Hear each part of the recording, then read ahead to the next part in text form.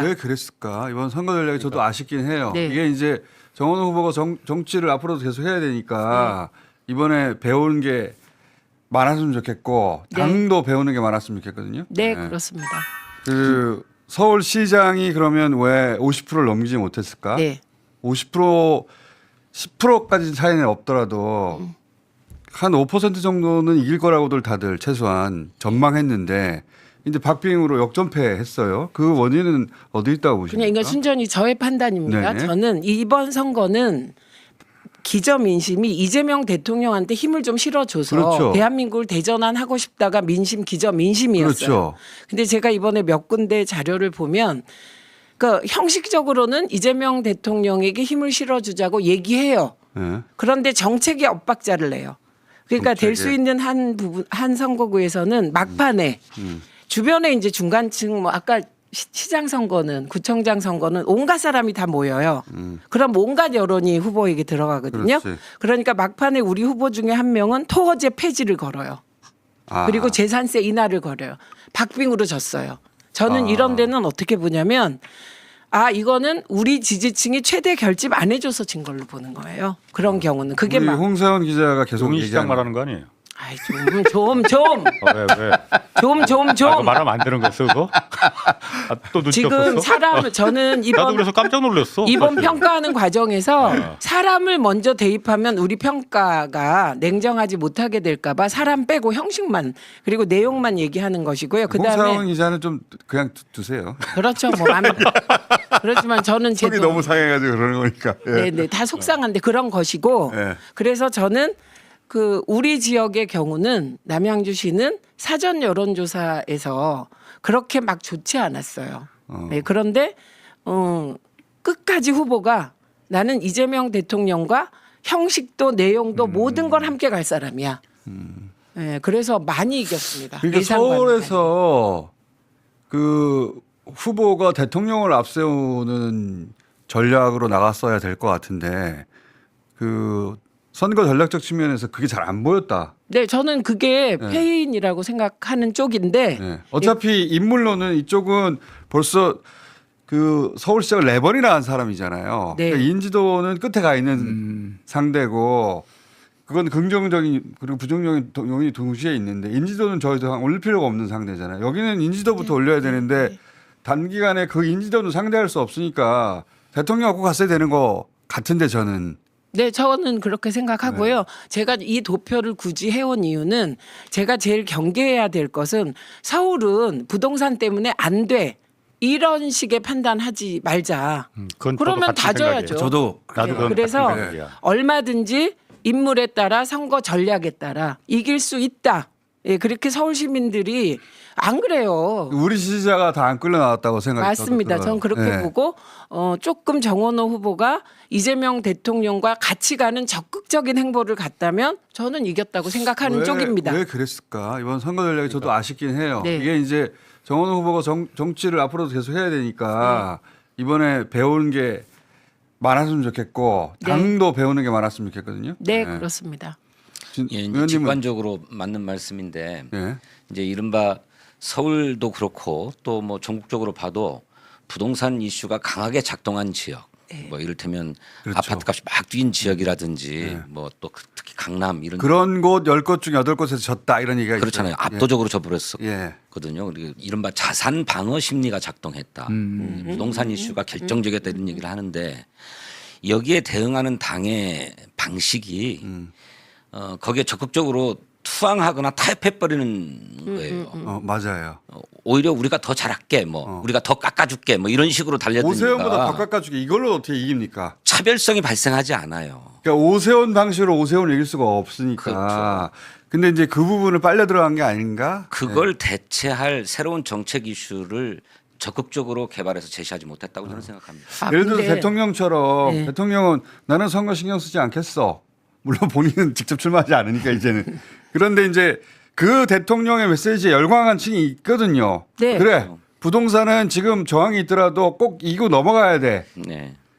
그렇게 자세를 취하든가 했어야 되는데 그렇죠. 예, 저는 그 되게 아쉽습니다. 그 지금 진성준 의원님 말씀은 되게 원론적으로 맞아요. 근데 네. 정책 개발을 후보가 갑자기 매력적이어야 되잖아요. 그걸 할 수는 없어요. 근데 저는 이번에 부동산 이슈로 졌다고 생각되는 곳을 나눠야 된다고 봅니다. 아주 프로테이지가 많이 나는 곳은 사실 불가항력이라고 생각해요.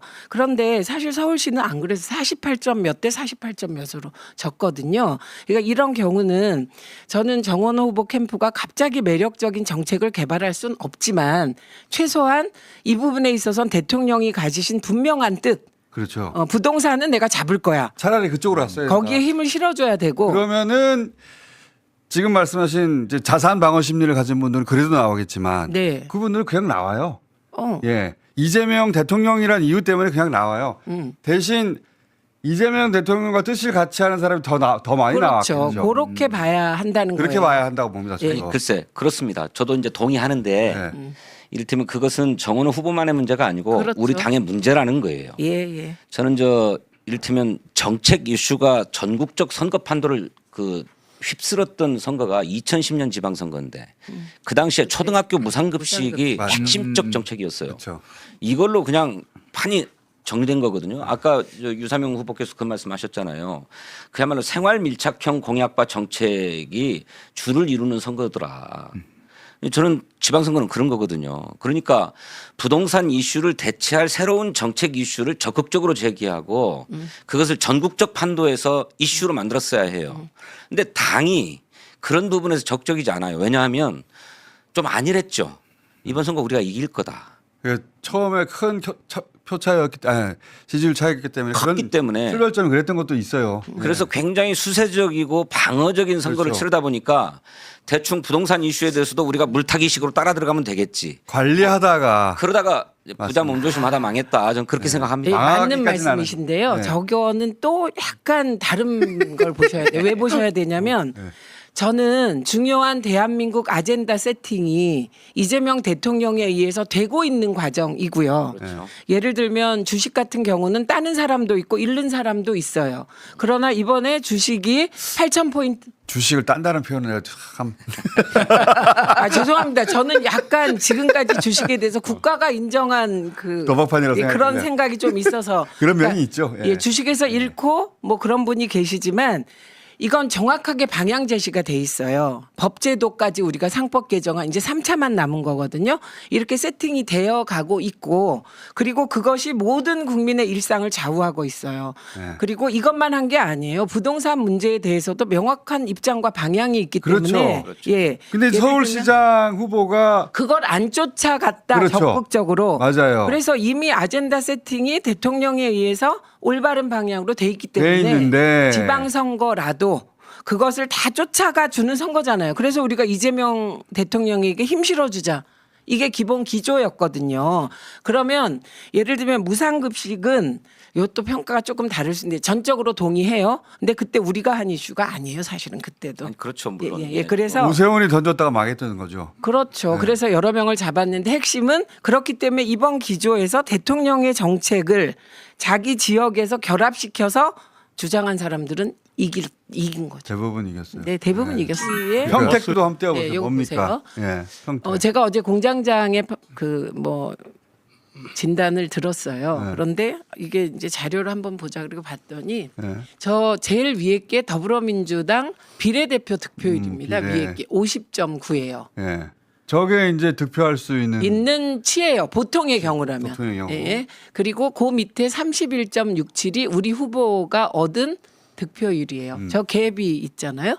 그리고 그 밑에 보면 조국혁신당이 저 비례대표 득표율이 7.59예요. 그런데 실제로 후보 득표율은 29.99예요. 그러니까 이거는 연대해야 이긴다는 진보는 그렇죠. 분열을 하면 진다는 일반적인 원칙 플러스 저거는 이제 우리 민주당 후보가 50.9나 되는 비례대표 득표를 너무 많이 안 가져온 거예요. 저거는 보통은 조국 대표가 나오더라도 저렇게까지 가진 않습니다. 그래서 요거는 사실 저는 민주당이 정확한 판단을 못했다 중간에 이렇게 생각합니다.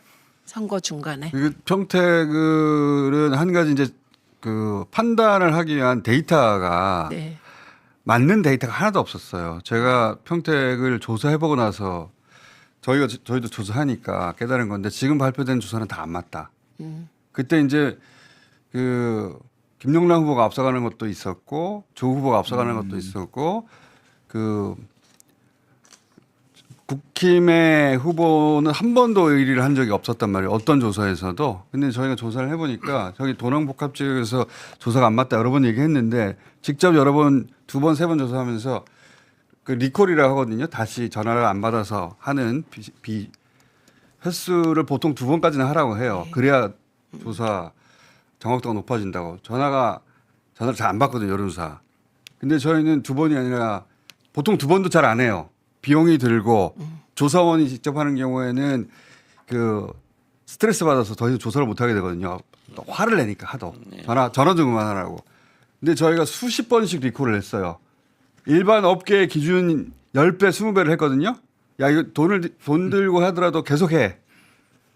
근데 조사에 실패했거든요. 저희가 예. 셀이 안 차서. 근데 그러니까 다른 조사들이 이건 안 맞다. 지금 나온 조사들은 여론 지형을 정확히 반영하지 못한다. 그런데 그런 지역 그거 가지고 의사 결정을 했던 거죠. 어차피 이렇게 해가지고 김용남이 이기는 거 아닌가? 또는 그 최악의 순간 민주당 입장에서 최악의 순간 조국 대표가 되는 거 아닌가? 조국 후보 되는 거 아닌가? 적어도 국힘은 안 되는 거 아닌가? 이렇게 안일하게 생각했던 것 같아요. 이 지점이 아까 진성준 의원님이 좀 아니한 면이 있었다가 저는 딱 요 대목을 지금 짚으셨다고 생각합니다. 그리고 저는 장인수 기자의 방송을 보고 사실 그 저에게 비겁하다고 많이 했는데 인정하는데 저희가요 각자 개별 이 지방선거는 정말 후보가 너무 많고 수천 명이에요. 예, 경기도지사 선거 서포트해야지 시장 서포트해야지 우리 지역의 시의원 도의원 해야 되니까 그 사안을 밀착해서 들여다보기가 힘듭니다, 사실은. 네. 그런데 이제 후보 중간에 이슈 말하는 거죠? 네네. 네. 그래서 그 부분에 대해서 판단 안 한다고 다들 욕 먹으셨을 텐데 장인수 기자의 지적에 동의하고요. 굉장히 뼈아프게 지적하셨고 동의하는데 그 아니함이 바로 말씀하신 그 대목이에요. 네. 우리가 일반적으로 원칙이 있다고 하면 진보가 분열하면 망해. 그거 진보는 맞아. 연대해야 돼. 근데 이게 긍정적으로 발휘된 곳이 또 있어요. 그게 울산시장 선거입니다. 그렇죠. 그때 울산시장 황명필 조국혁신당 후보가 일찍 드롭해 줬어요. 그렇죠. 예. 거기는 그리고 단일화가 아니라 드롭을 해준 겁니다. 드롭을 했습니다. 그런데 만약에 그때 황명필 후보가 계속 나왔으면 거기도 4, 5% 얻어요. 그럼 지는 거예요. 지는 거죠. 예, 그리고 이제 김종훈 후보랑 단일화를 해서 연대에서 이긴 대표적인 케이스가 울산시장이다. 그래서 이 두 케이스를 다 보면서 다시 원칙을 확인하고 연대는 진보에겐 아주 그 박빙의 지역에서는 숙명이다. 이거를 우선 확인해야 합니다. 예, 그리고 아까 제가 말씀드린 비례대표 득표율과 우리 후보 득표율이 이렇게 차이가 나는 지점은 아니함. 아까 지적하셨던 그 인정하고요. 이 선거 이후로 그 통합에 대한 이슈 넘겨놨는데 그 가능합니까 지금 민주당 분위기에서? 저 지금은 그 얘기를 하기에는 조금 이르다고 저는 생각하고요. 일단은 상처를 다 각자 받은 거예요. 받았죠. 예, 그리고 저는 공장장 방송을 들으면서 왔는데 그 반성했잖아요. 내가 왜 최선을 다하고 쓰러지지 않았을까? 마음을 다 쓰지 못했다. 그 얘기 했잖아요. 그 이유가 냉정히 생각해 보시면 그 분열로 인한 그래요. 이런저런 비난이 동력을 상실시킨 거고. 마음의 온도가 낮아졌어요. 네, 그거예요. 그래서 네. 그걸 극복하는 게 우리가 더 단단해지는 거라고 저는 생각을 합니다. 지난 대선 때 생각하면 마음이 불탔거든요. 이기는 선거는 마음이 불타야 돼요, 정말로. 네. 그래서 누가 시키지도 않아도 막. 그렇죠. 근데 지금 이번 선거 마음 불탄 사람 그렇게 있을까? 아니 이제 우리는 불탔죠. 왜냐하면 시도의원에서 우리가 지금 시도의원을 우리 지역에서 3인 선거구에서 2명이 본인들은 불타는 게 직업이고요. 그렇지. 대통령 선거보다는 마음의 온도가 낮았다는 그 표현이 좀 그렇지. 맞습니다. 이건 약간 이기적인 불탐이 저는 있어요. 자기 살려고 불탄 거고 왜 그거를 각자. 맞습니다. 그렇죠. 그 뭐 선거야 다 저희들이야 열심히 했죠. 저희들은 강서구 전체에서 서울시의원 전원을 당선시키고 그다음에 구의원들도 2인 선거구에서 1-나 한 사람만 떨어지고 전부 다 전원 당선시켰어요. 2인 선거구가? 네, 2인 선거구에서 1-나 한 사람만 떨어지고. 그러면 2명씩 우리가 다 됐어요? 아닙니다. 그런 서로 게 아니에요. 경쟁해가지고 누가 나 잘했나 해보고 3인 4인 선거구에서 다 2명씩 다 되고 해서 뭐 민주당 후보들 다 당선시켰어요. 한 사람만 빼고. 네, 네, 예, 네. 뭐 그런 정도로 열심히는 했죠. 네. 근데 그거는 이제 마음의 온도가 온도가 되게 정확한 낮다. 표현이에요. 낮았어요. 예. 그렇죠. 그런데 그 내 몸은 예전처럼 할 수 있는 말을 다 했는데 되돌아보니까 마음의 온도가 낮았다는 마음을 다 쓰지 못했어요 제가. 네, 근데 저만 그랬을까? 근데 이제 그런 요인들이 있을 거 아닙니까? 그런 요인들을 다 되짚어 가지고 이제 2년 후에는 총선 치를 거 아니에요. 네. 그 다음에 대선 아닙니까? 네. 요 교훈을 피가 되고 살이 되게 잘 흡수해야 됩니다, 진짜. 네, 네, 저희 그렇죠. 네. 그런 평가를 정말로 냉정하게 엄정하게 해야 됩니다. 그러니까요. 예. 그래서 두 개의 선거 치른 것도 맞잖아요. 네, 질문이 네. 그래서 지금 합당 이슈를 꺼내나 뭐 그 말씀이잖아요. 그래서 그건 적절하지 않은 것 같아요. 지금 이슈를 꺼내라는 게 아니라 가능성을 어떻게 보시냐는 거죠. 저는 뭐 가야 될 길이라 될 것이다. 될 것이다. 저는 그렇게 진성준 의원님 어떻게 보세요? 글쎄요. 그럼 지금 당장은 어렵겠지만 총선을 앞두고는 그런 문제를 적극적으로 총선 앞에서는 더 안 되지 않을까요? 그때는? 그건 이제 자기 문제가 돼요. 그러니까요. 지는 문제가 돼요. 그러니까 지금 하려면 지금 해야지. 네, 그래서 총선 앞두고는 어떻게 합니까 그거? 근데 일단 지금 당장은 양당이 너무 상처가 크죠. 그렇죠. 네. 그러니까 이게 당 서로- 대표가 될 분, 차기 당 대표가 될 분의 의지가 그렇죠. 굉장히 중요한 건데. 그렇죠. 그렇죠. 패배 책임을 상대에게 자꾸 돌리고 있는 거잖아요, 지금. 그렇죠. 네. 서로. 뭐 서로 민주당은 조국 때문에 졌어, 뭐 조국 혁신당은 김영남 때문에 졌어 이렇게 자꾸 하고 있기 때문에 여기 좀 시간이 좀 지나서 서로 냉각기를 좀 거친 다음에 우리 전체 진영이 살기 위해서는 어떻게 해야 될 것인가 하는 성찰이 올 때 네. 그때 비로소 가능한 경찰은 안 옵니다. 그걸 해야 됩니다. 그거 하지 않으면 지금 나 이 얘기 하는 것이지 한 일주일 지나도 오세훈 시장을 받아들이게 돼 있어요 사람들이. 네, 그렇죠. 예. 그래서 그 제가 사람을 좋아한다는 자료로- 게 아니라 받아들이게 돼 있어요. 예. 자료로 얘기하자. 그래서 자료를 가져온 거예요. 하려면 지금 얘기를 해야 예, 됩니다. 그래서 냉정하게 패배 원인이 무엇인가를 정확하게 자료로 얘기를 해야지 내 상처에 정서를 더 씌우면 그게 좀 정확하지 않을 수 있어서요. 이 평택시 비례대표 득표율과 후보 득표율이 얘기하는 것은 연대해야 이긴다. 31.67 플러스 7.59 하면 40입니다. 그럼 이긴다.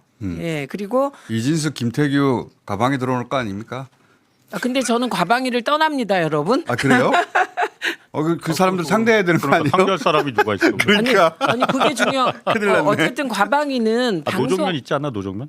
아그 노정면 거기다 노정면 의원도 저희는 이제 언론중재법이 남아 있기 때문에 노정면 의원 거기 납두고 오세요.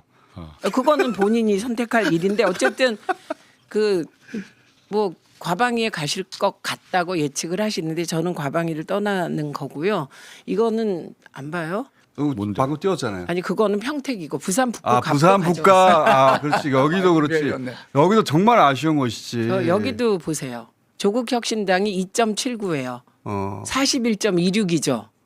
저거 합치면 가져갔어야 되네 조국혁신당과. 네, 네. 아 저기가 조국혁신당이 있었구나. 네.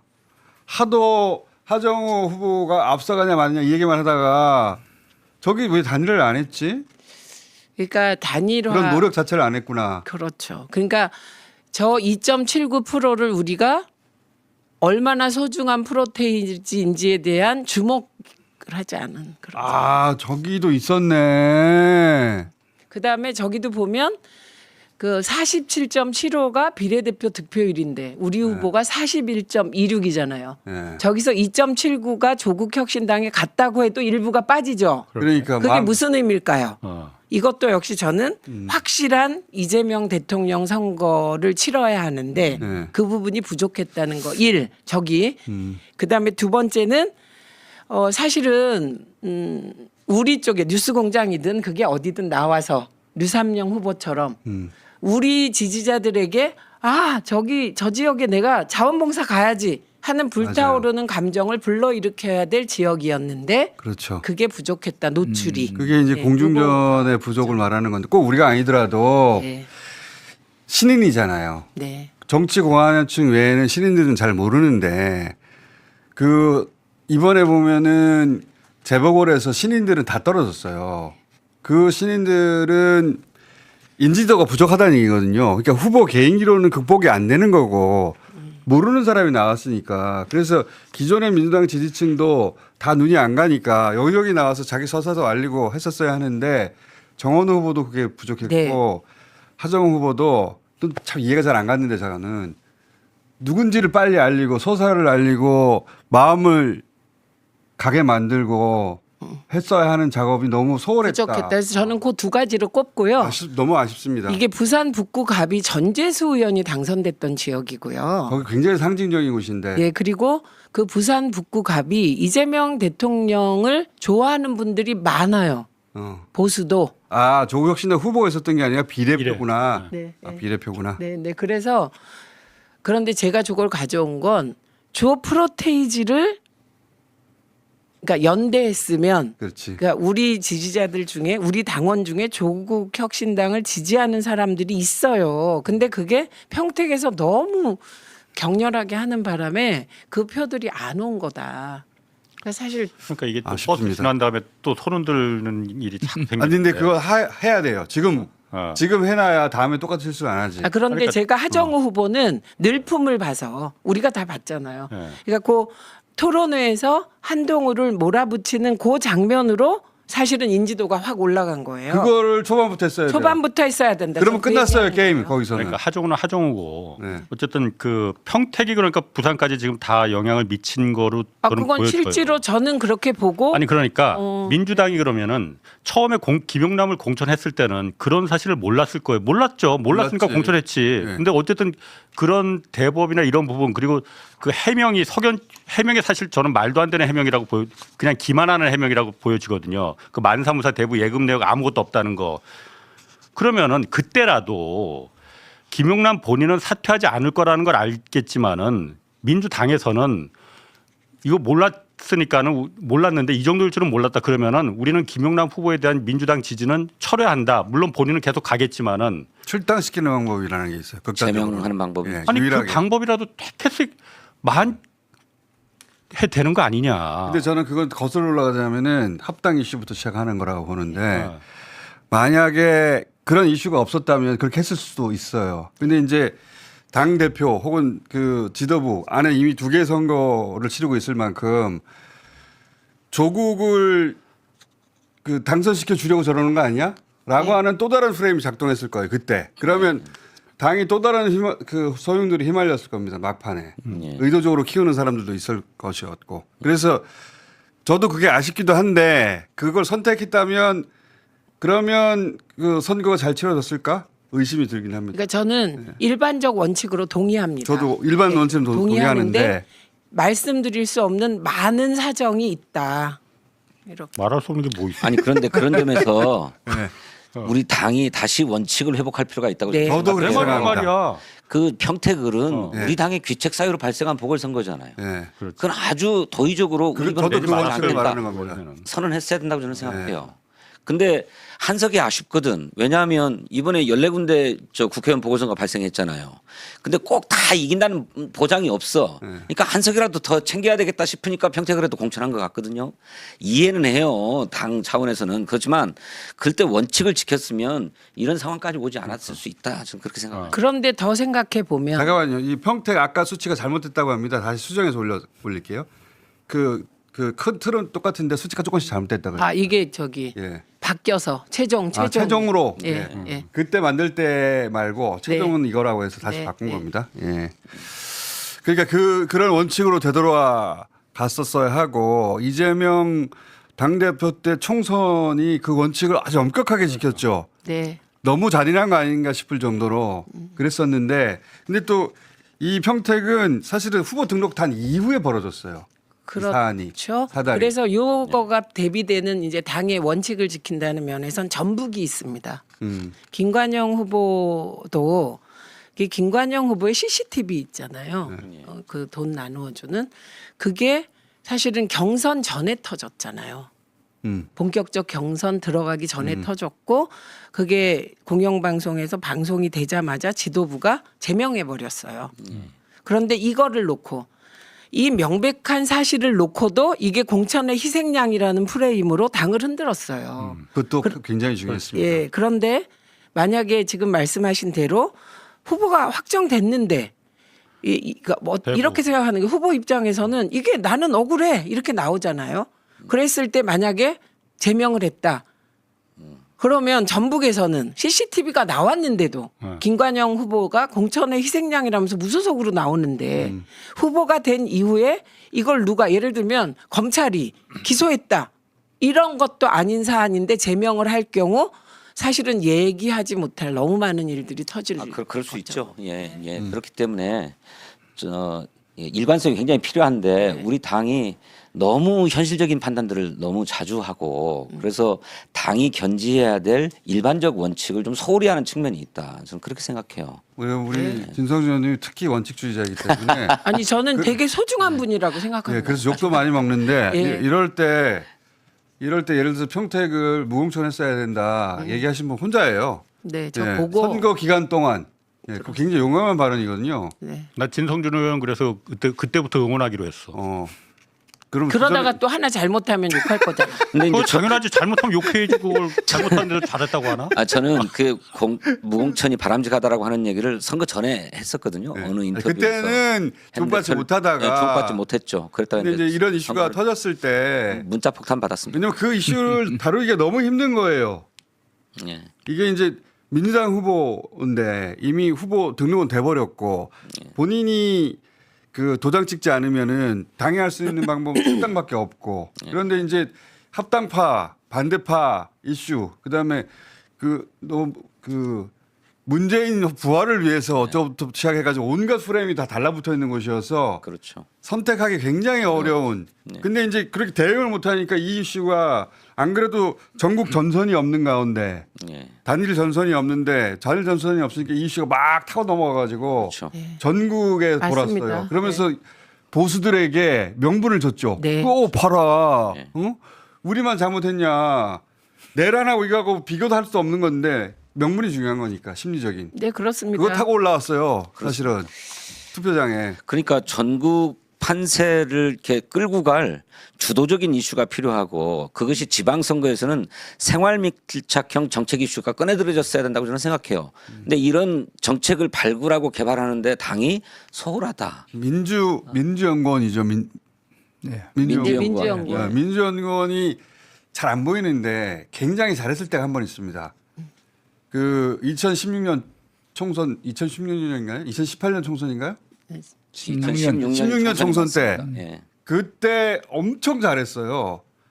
그 양정철 원장이 욕도 많이 먹는데 그때 그 전략을 무척 과학적이고 데이터 기반에서 세웠었거든요. 그 이후로 그렇게 정착돼서 이슈도 개발하고 그 후보 개개인들에게 맞춤형으로 지원도 해줬으면 좋겠는데 그게 좀 약해요. 그죠? 그 당에서 왜 밀착형 공약들을 계속 발표도 하고 그렇지. 그랬잖아요. 예, 근데 그게 너무 디테일해서 그렇죠. 그걸 하나 안 보여요. 그렇게까지 이렇게 디테일해버리면. 프레임을 해서 던질 그러니까 수가 없었죠. 소확행만으로는 승부가 안 나고요. 맞아요. 맞아요. 전국에 일관되게 견지할 만한 중요한 민생 공약 정책 뭐 이런 것들을 그러니까 제가 아까 말씀드렸던 것처럼 초등학교 무상급식이 큰 이슈는 아니거든요. 근데 그것이 왜 우리 국민들에게 큰 반향을 일으켰던가를 되돌켜 보면서 그런 이슈들을 꺼내 들었어야 된다. 그냥 100% 동의하고요. 그리고 저는 이번 그 도지사 선거에서 제가 개인적으로 가장 주목한 곳은 경남이었습니다. 아 경남도. 예, 그래서 왜 그랬냐면 지금 말씀드린 이 복잡한 막 저변의 문제를 사실은 김경수 도지사 우리가 만났잖아요. 진주에서 매우 단단해졌고 이렇게 하여튼 예, 그래서 경남과 대구의 후보들이 이 평택을을 얘기했어요. 네. 저 멀리 떨어져 있는 경남과 대구에 그 유세하는 분들이 평택을 이슈가 여기로 왔다고. 그러면서 막판에 그것 때문에 애가 탄다고.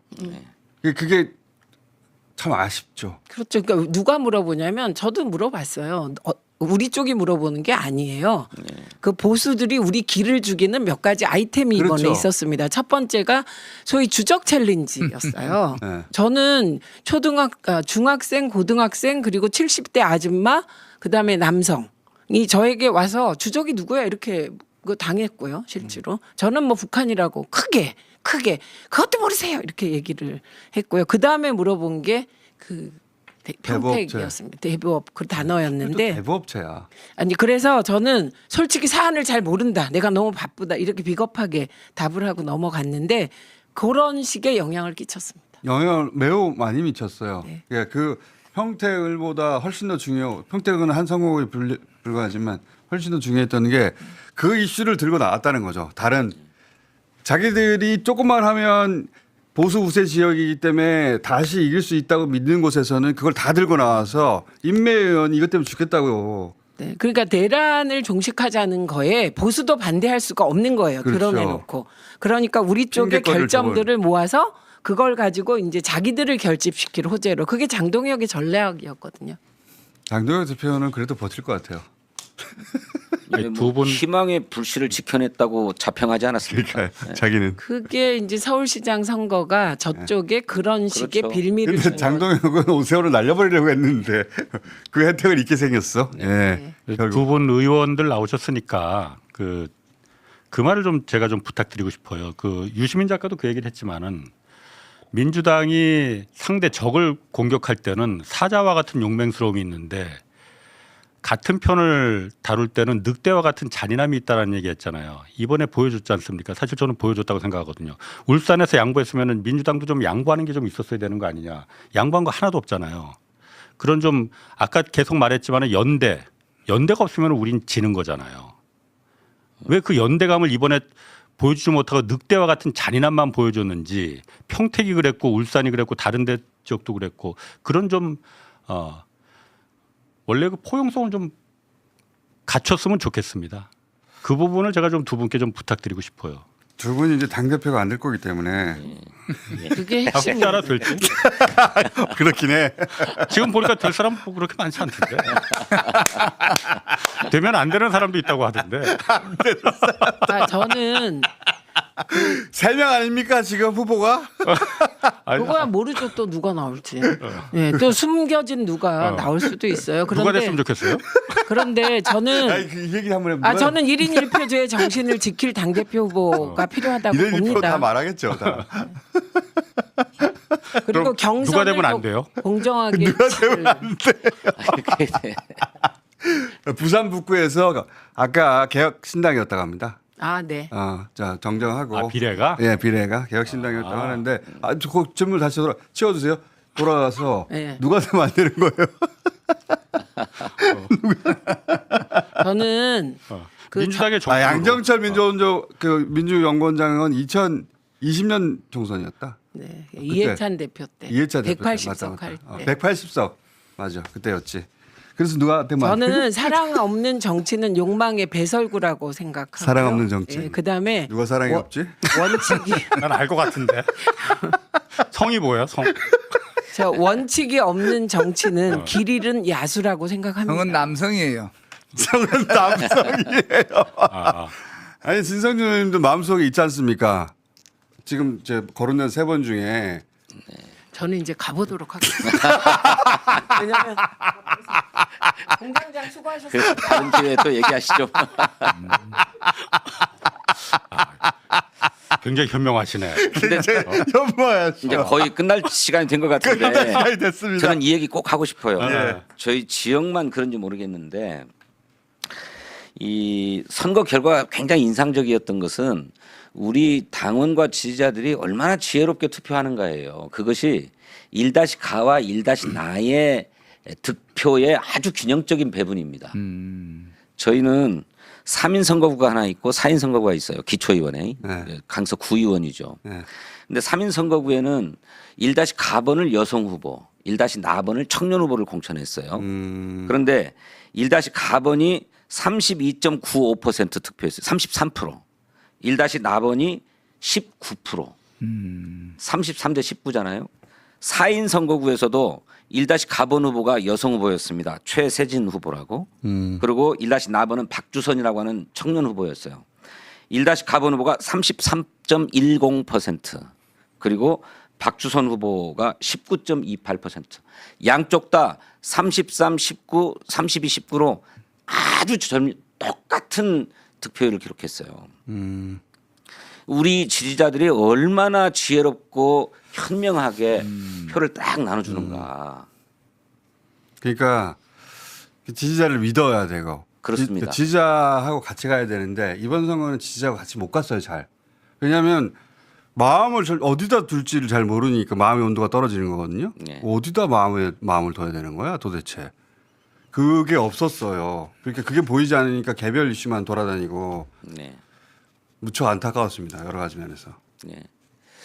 예, 그래서 대통령으로 그냥 한 방에 몰고 가든가 전부 다 일상결에서 그것도 안 됐고 그랬으면 더 좋았을 텐데 왜 안 그랬을까 싶기도 하고 감동이 없어서 대구 말고는 사실 감동이 그렇죠. 없었어요.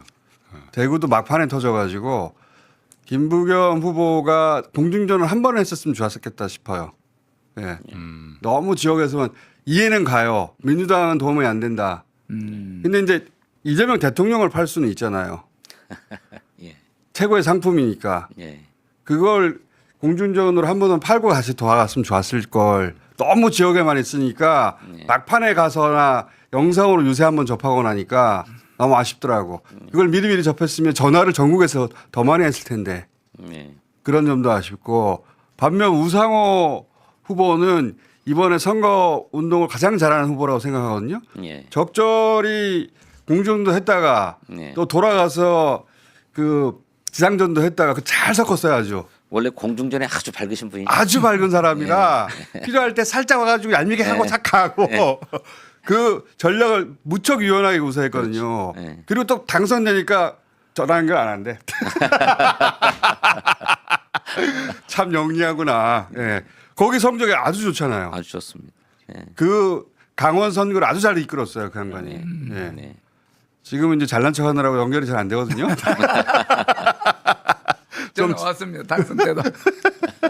계속 나오셔야 돼요.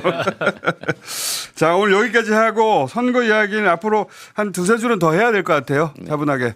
자, 감사합니다. 더 뵙겠습니다. 네, 감사합니다. 감사합니다.